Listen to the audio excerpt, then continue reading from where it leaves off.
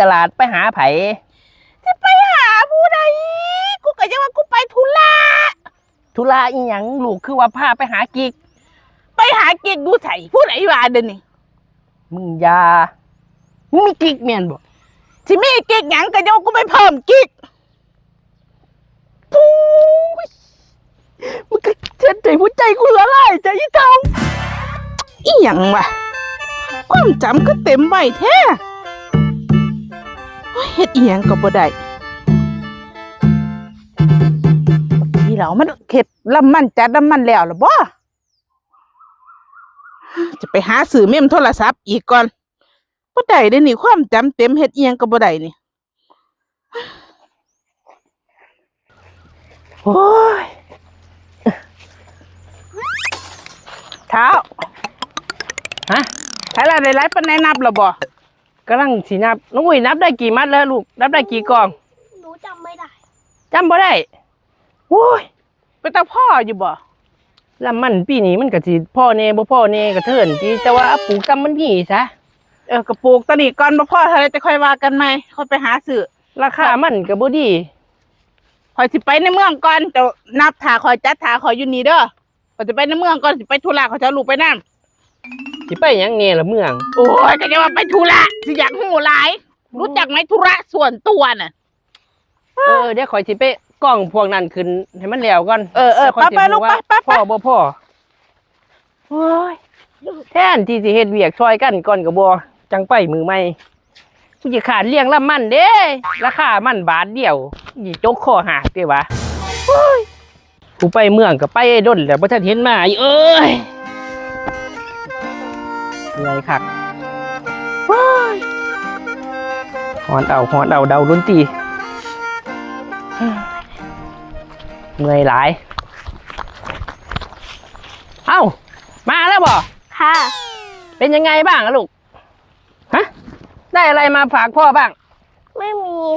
มี เป็นยังไงแม่ไปธุระอะไรบ้างลูก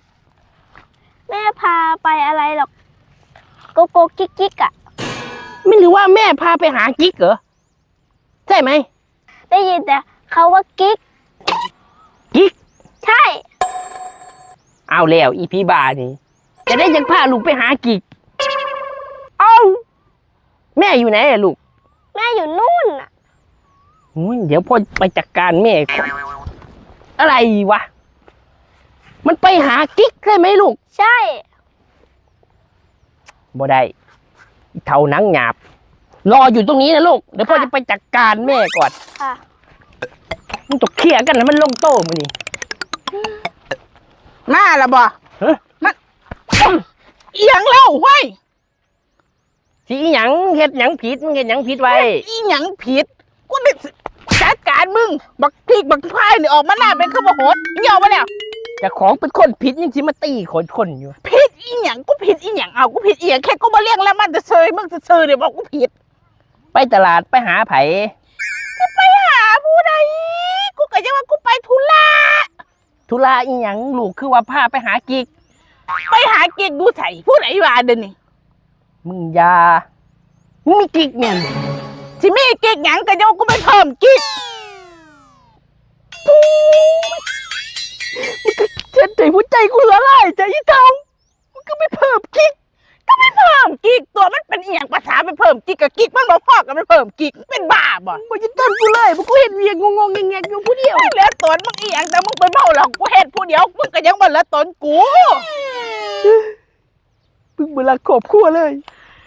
มันเกี่ยวอีหยังก็กูไปเพิ่มกิ๊กบ่รักครอบครัวมันเกี่ยวอีหยังกันมึงบ่รักครอบครัวคำบอกคำนี่กูนี่สมควรเป็นคนเว้า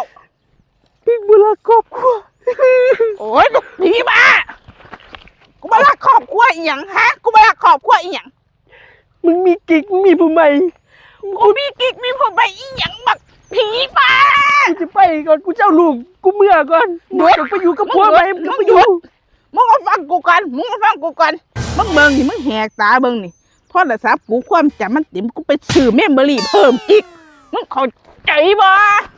ยังนะเข้าใจบ่กูไปเพิ่มกิ๊กเมมโมรี่โทรศัพท์กูนี่ความจำมันเต็มกูทำงานบ่ได้มึงคือบอกว่าเพิ่มกิ๊กโทรศัพท์อีเฒ่าเพิ่มกิ๊กมึงโหจักบ่ กูไม่ได้คิดซัวๆคือมึง